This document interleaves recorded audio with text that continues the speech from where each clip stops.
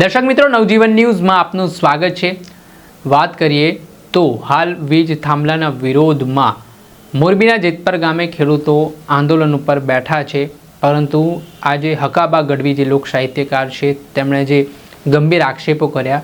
મોરબીના જેતપર ગામમાં જે ખેડૂત આંદોલન કરી રહેલા જે એક નેતા ખેડૂત નેતા હતા તેઓએ પૈસાની માંગણી કરી હોય તેવા આક્ષેપો સામે આવ્યા, જેમાં 25 કરોડ રૂપિયાની આસપાસનો આ સોદો હતો ને આને લઈને જે ઘટસ્ફોટ કરવામાં આવ્યો છે તે મામલે શું કહી રહ્યા છે વરિષ્ઠ પત્રકાર જગદીશ મહેતા તેમના સમગ્ર આંદોલન જે ચાલી રહ્યું છે તેને લઈને વાત કરી છે, અને સાથે જ નરેશ એરવાડિયા નામના એક જે ખેડૂત હતા તેમના દ્વારા જે કથિત તેમનો ઓડિયો હકાબા ગઢવી સાથેનો વાયરલ થયો અને ત્યારબાદ આજે આંદોલનમાંથી નરેશ એરવાડિયાની હકાલપટ્ટી થઈ તે મામલે શું કહી રહ્યા છે જગદીશ મહેતા તેમને સાંભળો। હેલો, આપણી સાથે પત્રકાર જગદીશ મહેતા જોડાઈ ચૂક્યા છે, તેમની સાથે વાતચીત કરીએ। સર, શું કહેશો જે રીતે આજે મોરબીના જેતપર ગામે આંદોલન ચાલી રહ્યું હતું તેમાં એક આગેવાનને હકાલપટ્ટી કરવામાં આવી છે, શું છે આખો પ્રકરણ, શું મામલો છે, કેમ આ પ્રકારે હવે આંદોલનમાં ફાંટા પડતા દેખાઈ રહ્યા છે? જુઓ ફેઝલભાઈ, મોરબીના જેતપર ખાતે ખેડૂતોનું જે અદાણી કંપની સામે વીજળીના થાંભલા નાખવામાં વળતર બાબતે આંદોલન ચાલતું હતું, એ આંદોલનને સ્વયંભૂ ગણાવવામાં આવ્યું હતું કે કિસાન સિવાય કોઈ નહીં, રાજકીય કોઈ એજન્ડા નહીં, રાજકીય કોઈ નેતા નહીં, કોઈને કઈ વાંધો નહીં, માત્ર ને માત્ર કિસાનો, એની માગણી અને સરકાર કે અદાણી કંપની, આ ચાર જ પક્ષકારો। બરાબર, પણ હું પણ જેતપર ગયો તો જે તે સમયે આથી અઠવાડિયા 10 દિવસ પહેલા, ત્યારે મેં વિગતો મેળવી। આપણે પત્રકાર હોય તો સ્વાભાવિક છે ને 5-50 લોકોને પૂછીને ખોજી એટલે કે સંશોધન કરીએ કે શું છે। બરાબર, તો તમારી સહિતની ચેનલમાં મેં કીધું હતું કે આ સ્વયંભૂ જે કહેવાય છે ખરેખર સ્વયંભૂ ખરા અર્થમાં નથી, એની પાછળ કેટલાક રાજકીય તત્વો, પક્ષો અને તત્વો એનો દોરી સંચાર છે।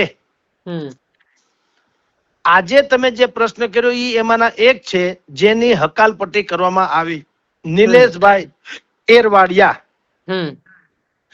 નિલેશભાઈ એરવાડિયા એ તો જો કે જુદા વિવાદના કારણે એને અત્યારે આંદોલનની છાવણીમાંથી કાઢી મૂકવામાં આવ્યા અથવા તો હકાલપટ્ટી કરવામાં આવી, પણ એનું બેકગ્રાઉન્ડ પણ પોલિટિક્સ હતું, સત્તાવાર। બરાબર, હાર્દિક પંડ્યાએ જયારે પાટીદાર અનામત આંદોલન નો બુંગો ફીકો હાર્દિક પટેલ, તો તેમાં નિલેશ એરવાડિયા પણ હતા અને રાષ્ટ્રદ્રોહનો જે ગુનો નોંધાણો હતો એ નિલેશ એરવાડિયા સામે પણ નોંધાણો હતો। બરાબર, અને એની પહેલા પણ દિલ્હીથી માંડીને હરિયાણા સુધીમાં જેટલા કેટલાક આંદોલનો થયા એમાં પણ નિલેશ એરવાડિયા સક્રિય રીતે કિસાન આંદોલનમાં જોડાયા હતા। એટલે બેઝિકલી આમ તમને જુઓ તો એ આંદોલનની જીવ છે। બરાબર, એ હળવદના ટીકર ગામે રહે છે, મોરબીના જેતપર ગામે નહીં, રહે છે હળવદના ટીકર ગામે। બરાબર, એમના ધર્મપત્ની શ્રી કોંગ્રેસની બેઠક ઉપરથી હમણાં સ્થાનિક સ્વરાજ્યની ચૂંટણી એક થોડાક એવા મતથી જીતી ગયા। બરાબર, નિલેશભાઈ પણ એનો પૂર્વાશ્રમમાં જેમ હાર્દિક પટેલની સાથે જોડાયા હતા પછીથી એ કોંગ્રેસના સપોર્ટેડ રહ્યા, કોંગ્રેસમાં એને બરાબર જામ્યું ન જામ્યું એટલે પછી આમ આદમીના એમાં સક્રિયપણે રહ્યા છે। બરાબર, એટલે એ નિષ્પક્ષ નથી એમ હું કહું છું। બરાબર, જુઓ તમે કોઈને એમ કહો, હું તમને અત્યારે ફેઝલભાઈ એમ કહું કે અત્યારે હું તમને એક પત્રકાર તરીકે વાત કરું છું, કાલ એમ કહું કે હું એક બ્રાહ્મણ તરીકે વાત કરું છું, પ્રમદી એમ કહું કે હું તમને એક ધંધાભાઈ તરીકે વાત, પણ મૂળ તો હું કે બીજો કોઈ તમે વાતું ભલે આપણે ગમે એમ કરીએ કે હું આ એક કિસાનના દીકરા તરીકે આવ્યો ને આમને તેમને, પણ તો તમારે બીજી કોઈ વાત કરવી ન જોઈએ કિસાનના હિત સિવાય। એને બદલે આ ભારતીય જનતા પાર્ટીની સરકારને 2027માં કાઢી મૂકવી જોઈએ, આપણે આમ કર્યું એમ કરીને તમે જે રાજકીય એજન્ડા સેટ કરો છો, એટલે ત્યારથી જ લાગતું હતું કે આંદોલનને સ્વયંભૂનું ખાલી નામ આપવામાં આવ્યું છે, પણ જેતપર અને મોરબીની જે બિલકુલ નિર્દોષ અને નિષ્પક્ષ એવી જે હજારોની સંખ્યામાં જનમેદની ઉમટતી હતી એની સાથેની કાયદેસરની આ બેવફાઈ ગણાય। કારણ એવું હતું કે તમે એના ખભે બંદૂક મૂકીને તમારો પક્ષ, તમારો એજન્ડા, તમારી છબી અને તમારા હવે જે બહાર આવે એ આર્થિક એજન્ડા આ બધા સેટ કરવામાં પડ્યા હતા ખેડૂતના માથે બંદૂક રાખીને. બરાબર.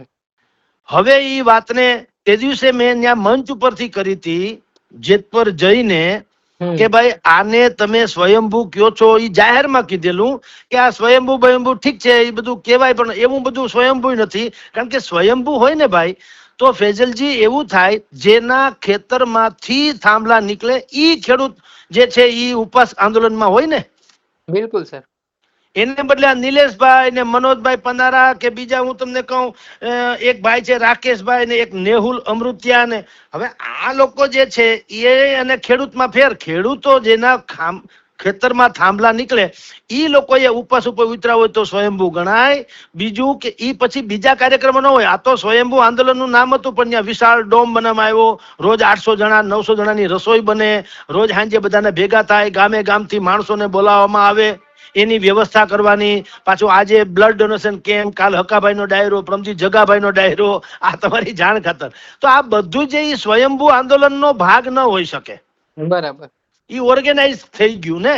સ્વયંભૂ હોય તો શું હોય 5-15 જે ખેડૂત જે છે જે પીડિત છે માની લ્યો એ ઉપવાસ ઉપર બેહે ને કદાચ પત્રકારો ત્યાં જાય તો પૂછે કે ભાઈ અમારું આંદોલન ચાલુ છે અમે ભૂખ હડતાલ ઉપર છીએ. That's all. બરાબર. પણ ત્યારે તમને બ્લડ ડોનેશન ને ફલાણું ઢીકણું ને આજે સ્વામિનારાયણના સંતો આવશે ને કાલે હરિયાણાના ખેડૂતો આવશે ને આજે કોકરોચ જનતા પાર્ટીના નેતા આવશે ને પ્રમ દિવસે એમ કે ભારતીય કિસાન સંઘ આવશે ને ઓલેદી કિસાન કોંગ્રેસ આવશે ને પછી કે કિસાન મોરચો આવશે આમ આદમીનો. આવું તેવું ન હોય. બરાબર. તો પછી રાજકારણ જ થયું ને. એટલે મેં ત્યારે કીધું તું પછી તો ખેર મેં કીધું કે ભાઈ અઠવાડિયા 10 દિવસમાં સરકાર નવી પોલિસી જાહેર કરશે. બધા જ બેન દીકરીઓ જે અહીંયા ઉપવાસ ઉપર અહીંયા આંદોલનના ડોમમાં બેઠી છે એને વિનંતી કે તમે સંયમ ગુમાવતા નહીં, ધૈર્યતા ગુમાવતા નહીં અને પવિત્ર આંદોલન તમારું છે એની છાપ બગાડતા નહીં. પણ અંદર ખાને મેં ત્યારે કીધું તું હવે આજે બિલકુલ સટીક થાય છે. આપણે ઘમંડ નથી કરતા પણ દુઃખની સાથે કહેવું પડે કે અંતે પણ ઈ જ થઈને રહ્યું. ત્યારે મેં એમ કીધેલું કે કેટલાક તત્વો વિશે મને ખબર પડી છે કે એ તત્વો આંદોલનના ઓઠા તળે પોતાની જાતને ચમકાવી છે, પોતાના પક્ષને ચમકાવવો છે, પોતાના હિડન એજન્ડા એટલે છુપા એજન્ડાને સાર્થક કરવામાં પડ્યા છે. બરાબર. હવે આજે શું થયું પ્રસિદ્ધ લોક સાહિત્યકાર હકાભાઈ ગઢવીએ ઘટસ્ફોટ કર્યો. એણે કીધું કે નિલેશ એરવાડિયાએ સરકાર સાથે આંદોલન નિપટાવવામાં 25 કરોડ રૂપિયાની ડીલ કરવાનું મને કામ સોંપ્યું હતું. બરાબર. અને ઈ 25 કરોડમાં પેલા સરકાર આરે બેઠક માટે બોલાવે તો નિલેશભાઈ એરવાડિયાએ હકાભાઈના કહેવા મુજબ એવું કીધેલું કે તમે એક કામ કરો પેલા સરકાર સાથે અમે તો જ બેસવા આવીએ કે 2 કરોડ રૂપિયા એડવાન્સ આપવામાં આવે. 25 માંથી 2 કરોડ એડવાન્સ. ઈ એડવાન્સ 2 કરોડમાંથી 1 કરોડ હકાભાઈને કે તમારા, 1 કરોડ મારા એટલે નિલેશભાઈ એરવાડિયાના. એટલે હકાભાઈએ વિડીયોમાં કીધું એટલે ઓડિયો ક્લિપ જેની વાયરલ થઈ એમાંય કીધું ને આજે અમદાવાદમાં પ્રેસ કોન્ફરન્સ બોલાવી એમાં પણ કીધું કે ભાઈ મારે 1 રૂપિયો જોતો નથી. મને માત્ર જશ જોઈએ છે. ખેડૂતોનું કામ થઈ જાય એટલે મારે બધું ભગવાનની દયા. કાંઈ પૈસા મારે જોતા પૈસા તમને મુબારક ચાલો. પણ આ કામ છે એમ કરીને ઈ આખો ઓડિયો ટૂંકમાં ખેડૂતના ખભે બંદૂક મૂકીને 25 કરોડ રૂપિયાની ડીલનો મામલો બહાર આવ્યો કે ન આવ્યો. બરાબર. હવે નિલેશભાઈ એરવાડિયાએ આ બધો ડખો બહાર આજ સવારે આવ્યો એટલે પત્રકારો સ્વાભાવિક જ ઉપવાસી છાવણીમાં જાય અને એને પૂછે તો નિલેશભાઈ એરવાડિયાએ એવું કીધું કે આવું કાંઈ છે નહીં, આ ખોટી વાત છે, આમાં મારો અવાજ નથી, આ કોકે મને ઉલ્લુ બનાવ્યા છે અને ભાઈ હકાભાઈ પણ ખોટું બોલે છે માટે આમાં હું ક્યાંય ઇન્વોલ્વ નથી. બરાબર. એટલે હવે ઈ ડખો તો થયો જ છે. સમજી લ્યો કોણ સાચું કોણ ખોટું ઈ તો FSL રિપોર્ટ આવે કે એ બધું થાય ત્યારની ખબર પડે. પણ અત્યારે આખું આંદોલન જે ખરેખર પવિત્ર ગણાતું હતું અને સ્વયંભૂ ગણાતું હતું ઈ ડખે તો ચડી ગયું. અંતે પાછું શું થયું છે અત્યારે મેસેજ આજ બપોરના થયા છે કે બધાએ ભાઈ નિલેશભાઈ એરવાડિયાને ઉપવાસી છાવણી માંથી દૂર કર્યા કે ભાઈ તમે આમાંથી તમે એમ કે અહીંથી નીકળી જાવ, કારણ કે એને કારણે આખી આંદોલન સમિતિ જે છે એ બદનામ થાય છે અને જે સ્વયંભૂ આંદોલન તરીકે આખા ગુજરાતમાં જેની થઈ જેતપરના કિસાન આંદોલનની એની પણ છબી બગડે છે. બરાબર. એમ કરીને નિલેશ એરવાડિયાને આંદોલન છાવણીમાંથી આજે હટાવી દેવામાં આવ્યા. આ છેલ્લું ડેવલપમેન્ટ છે અને એના પછીનું ડેવલપમેન્ટ એ છે કે આંદોલન આજ રાત સુધીમાં અથવા કાલ બપોર સુધીમાં સમેટાઈ જશે, કારણ કે હવે સરકારે ગઈકાલે કૃષિ મંત્રી જીતુ વાઘાણી થી માંડીને જે મંત્રીશ્રીઓએ પ્રેસ કોન્ફરન્સ કરી અને કિસાનોની જે મુખ્ય માંગણીઓ હતી 6 એ પૈકીની 6 માંગણીમાં સરકાર લેવલે તો જેટલું બને એટલી એને વ્યવસ્થા કરી છે અને માંગણી સ્વીકારી લીધી છે. બરાબર. એમાં કેટલાક ટેકનિકલ એરર છે. દાખલા તરીકે 6 માંગણી આ લોકોની શું હતી કે ભાઈ એમઆરસી કમિટી બજારનો ભાવ નક્કી કરશે, પેલું બીજા બધા કોઈ જંત્રીના ભાવ ને એવું કઈ નહીં, એમઆરસી કમિટી નક્કી કરે એ જ થશે. થાંભલા અને વાયર એ બેયનું ક્ષેત્રફળ ગણાવવું જોઈએ, ખાલી થાંભલાનું ઓરસ ચોરસ નહીં. વાયર એ ખેતરમાંથી નીકળે છે તો એ અમારા ખેડૂતને નુકસાન જાય એનું પણ તમારે વળતર ચૂકવવું જોઈએ.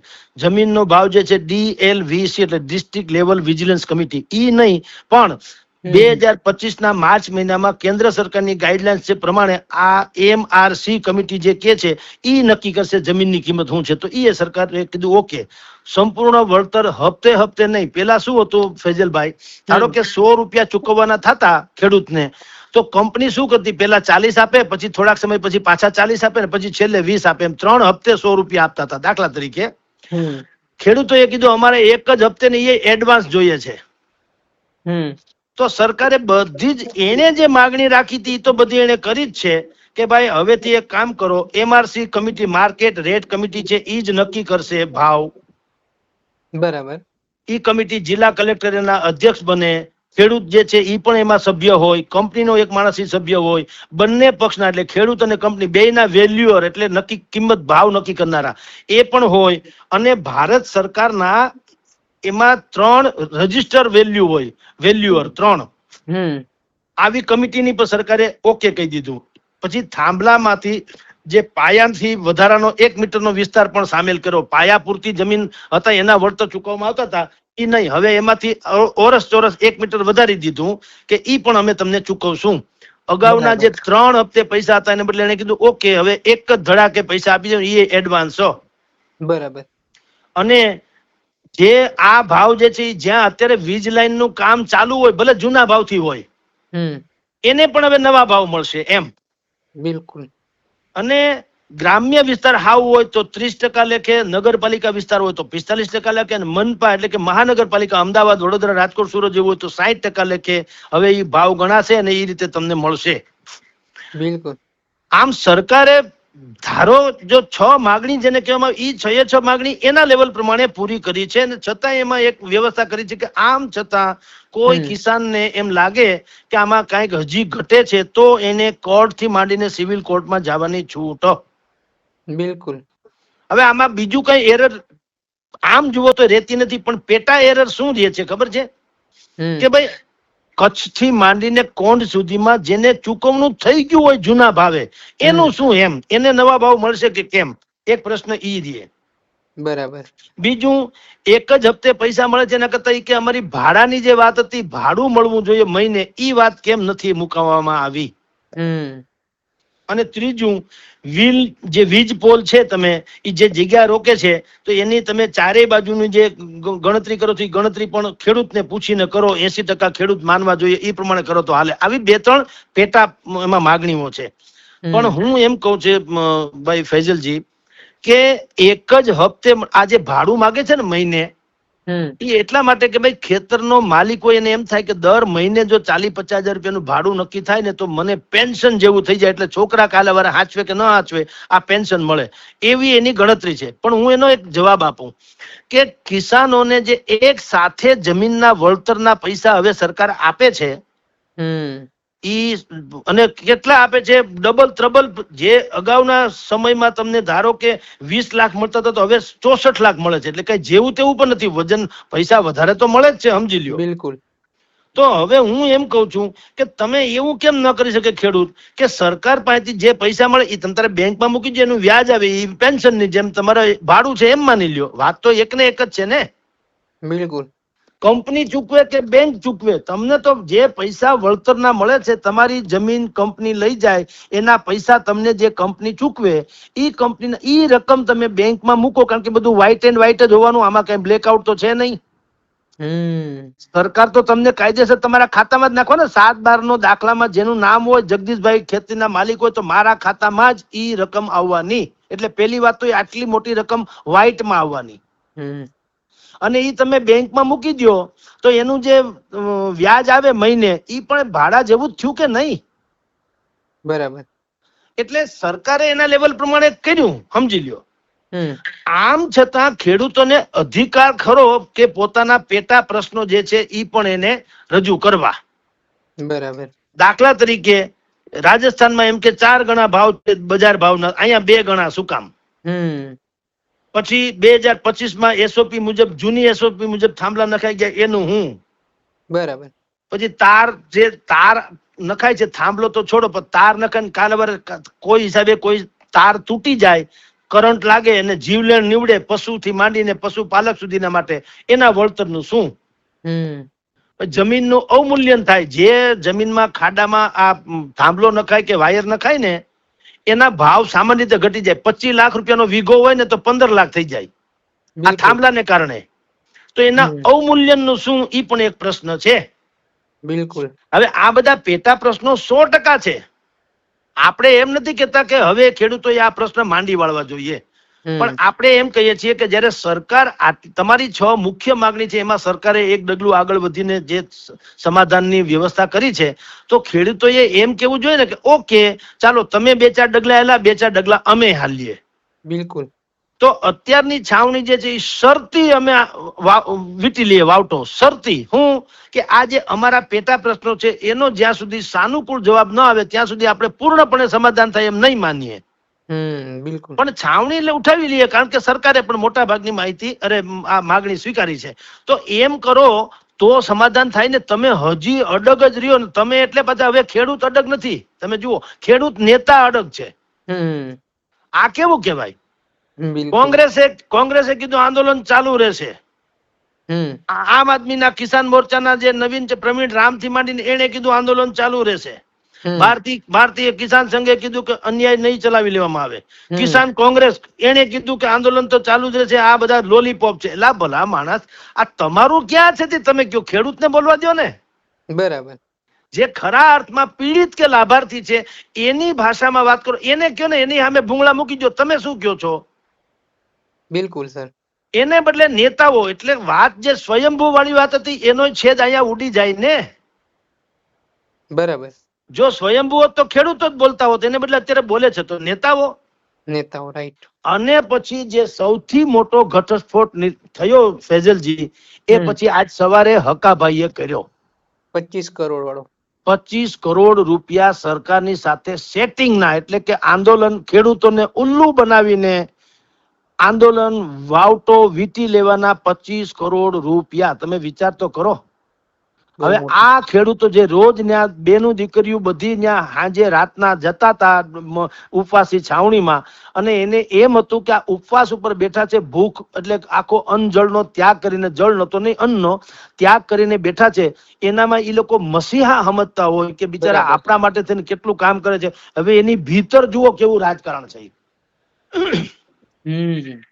કે 25 કરોડ રૂપિયા તમારે ડીલ કરવાની. એમાં પેલી બેઠકમાં 2 કરોડ એડવાન્સ અને 2 કરોડમાં 1 કરોડ નિલેશભાઈ કે મારા અને 1 કરોડ ભાઈ તમારા, એમ કે હકાભાઈના. હકાભાઈએ કીધું મારે રૂપિયા જોતા નથી.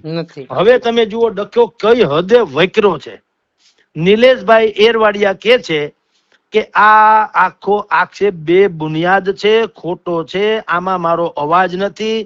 તમે FSL ની તપાસ કરાવી શકો છો.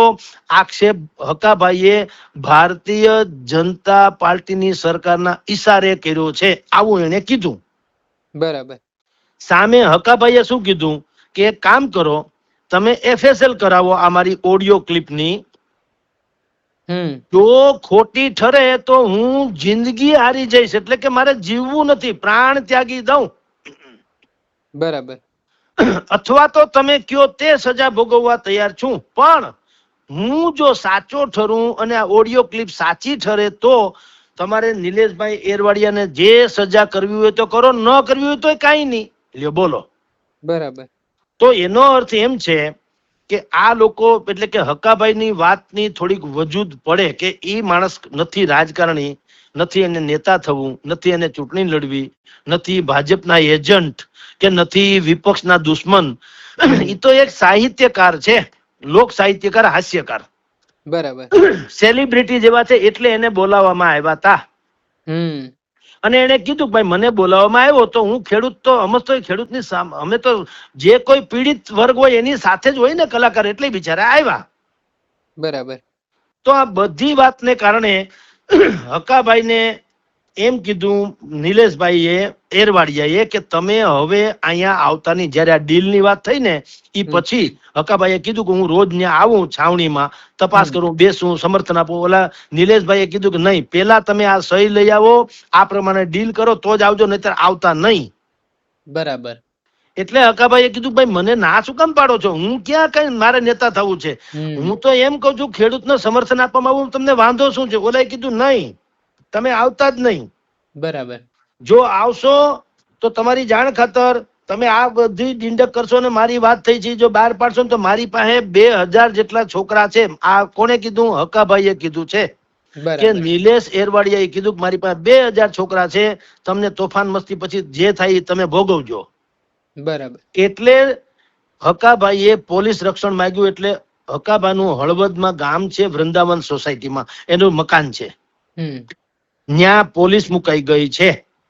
બરાબર. અને નિલેશભાઈ એરવાડિયાએ પણ એમ કીધું કે મને પણ કેટલાક ચહેરાઓએ, ભારતીય જનતા પાર્ટીના માફિયાઓએ 2 કરોડથી માંડીને 20 કરોડ સુધીની ઓફરો કરી છે, ધાક ધમકી આપી છે, એન્કાઉન્ટરની ધમકી આપી છે. પણ હું એમ કહું છું નિલેશભાઈને પણ કે તમારી વાતે સાચી હોય, અમને કોઈ વાંધો નથી, તો નામ તો આપો. આવી એન્કાઉન્ટરની ધમકી કોઈ મારા તમારા જેવો સામાન્ય માણસ તો આપી શકે નહીં ને. બિલકુલ સર. એન્કાઉન્ટરની ધમકી યા તો કોઈ પોલીસ વડો યા ગૃહ વિભાગનો વડો યા કોઈ નેતા કે એવો જ માણસ આપે ને. એન્કાઉન્ટર કોણ? આ કઈ સિરિયા જેવું તો છે નહીં કે મારા ખીચામાં રિવોલ્વર તો હું તમને મારું, તમારા હોય તો મને મારો, એવું તો છે નહીં. તો એન્કાઉન્ટરની ધમકી કોણે આપી? નામ કેમ નથી આપતા? બીજું, જેને 2-5 કરોડથી માંડીને 20 કરોડ રૂપિયા સુધીની જેને ઓફર કરી હોય તો એ કોઈ સામાન્ય માણસ તો ન હોય ને. બિલકુલ. આપણે પગારદાર છે, આપણે કોઈ, ધારો કે હું ત્યાં ગયો તો હું એને કહી શકું એમ કે તમને 20 કરોડ રૂપિયા હું અપાવી દઉં, એટલે અહીંયા ખાવા ખીચડી નથી, 20 ની ક્યાં કરો? સમજી લ્યો. એટલે કોઈક મોટા માણસે કીધું હોય એ તો હકીકત છે 100%. તો એ તમે નામ જાહેર કરો ને કે ભારતીય જનતા પાર્ટીના અથવા તો ફલાણાભાઈ કે ઢીકણાભાઈ જે હોય તે, એટલે એનો ચહેરો તો નકાબ તો ખુલે. સમાજમાં ઉજળા લુગડે ફરતા હોય તો ખબર તો પડે કે આ ભાઈ પણ આવા છે. બરાબર. હવે એ શું કે અનનોન વ્યક્તિ, અનનોન એવો શબ્દ વાપરે, અનનોન અજાણ્યો. એટલે અજાણ્યો તો આપણી ત્યાં બોમ્બ ની ધમકી હાંજ પડે 70 આવે છે તો કઈ થોડું કોઈને માર નખાય છે? 100%. અનનોન નું શું આવે? જંગલ મેં મોર નાચા કિસને દેખા. બિલકુલ સર. એનો કોઈ મતલબ નહીં. એટલે નિલેશભાઈની વાતનો કોઈ બહુ વજન નથી એવું નાના કિસાનોને પણ લાગ્યું. એટલે આજે બપોરે જ્યારે આ ઘટસ્ફોટ થયો, ખેડૂતોએ કીધું તમે ઉપવાસી છાવણી છોડી દો, અને સત્તાવાર છોડાવી દીધી એને.